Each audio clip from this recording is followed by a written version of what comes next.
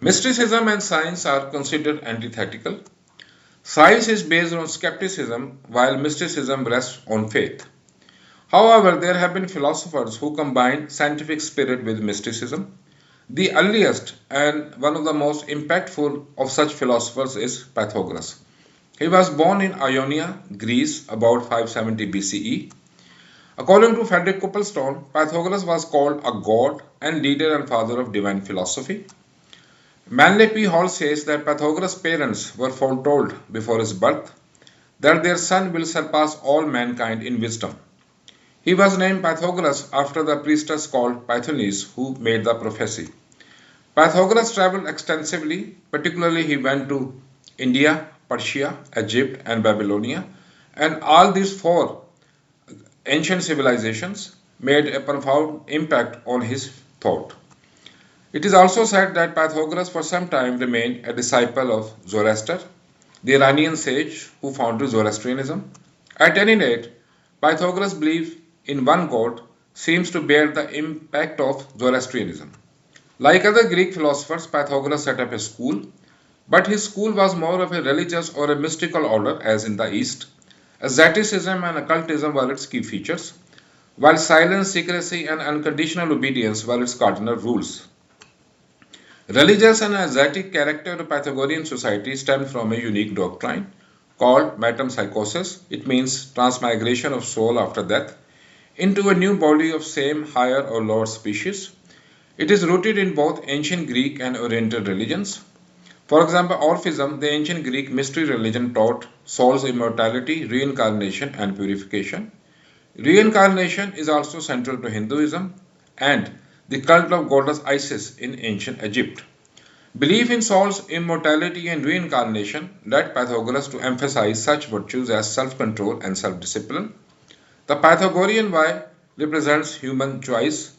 Its one fork represents superior or divine path, while its other fork represents inferior or earthly path. If you are liking this video, please subscribe to my channel Wisdom of Life. The scientific spirit of Pythagoreans is reflected in the advances that they made in mathematics.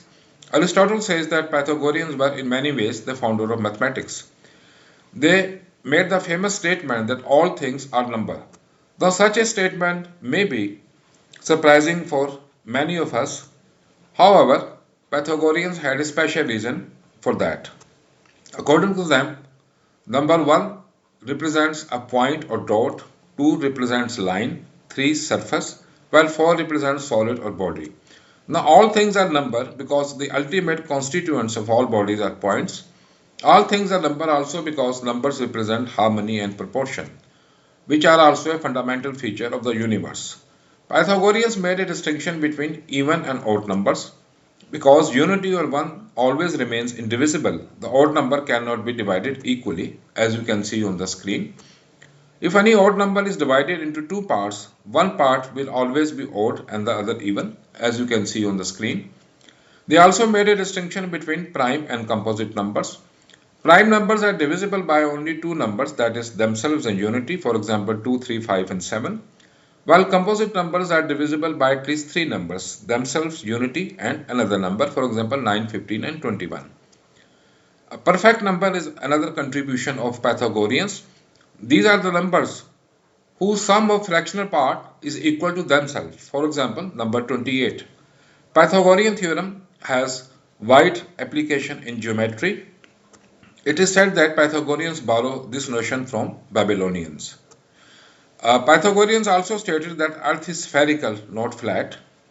According to them, the Sun is in the center of the universe while Earth revolves around the Sun.